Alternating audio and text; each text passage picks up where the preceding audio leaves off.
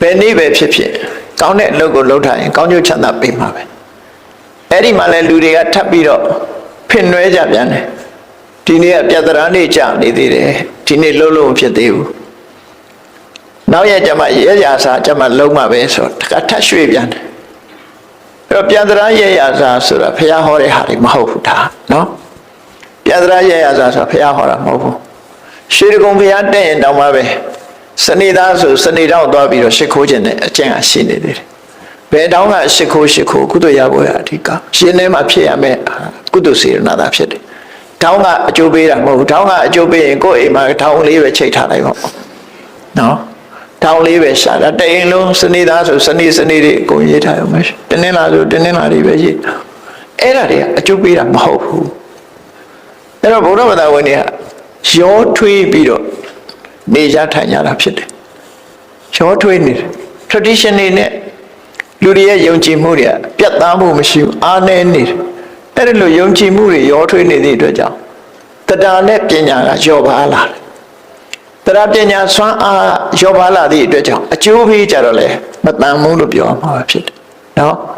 မျိုးစေ့ကညံ့လို့ရှိရင်စိုက်လိုက်တဲ့အခါခက်လီလီပဲပြန်ပေါက်မှာမြေမကောင်းဘူးဆိုရင်လည်းခက်လီလီပဲပေါက်မှာအတိကြတော့ကောင်းကောင်းရမှာအဲ့ဒါကြောင့်မို့လို့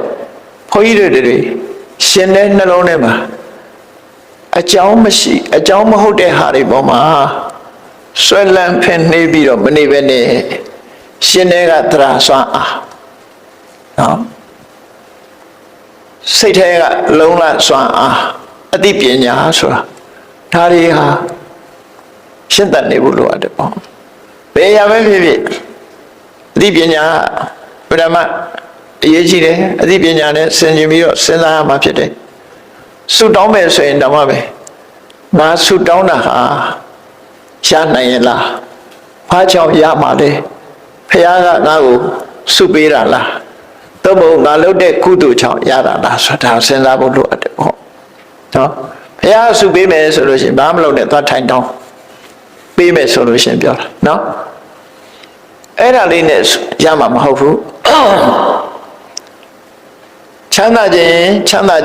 ရဲ့အကြောင်းဖြစ်တဲ့အလုပ်ကိုလုပ်ရမယ်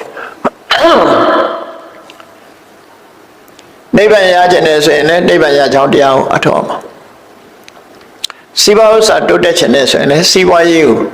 စနစ်တကျလုပ်တတ်အောင်အသိပညာနဲ့လုံလဝိရိယနဲ့ပေါင်းစပ်ပြီးတော့လုပ်ရမှာပဲဖြစ်တယ်ကျမ်းမာခြင်းနဲ့ဆိုတာလည်းသွားဆုတောင်းမနေနဲ့ကိုယ်ဘာကြောင့်မကျမ်းမာတာတော့ကိုယ်ဆန်းစစ်ကြည့်ဟိုလိုယောဂဝေဒနာကြီးတွေဖြစ်နေတာတော့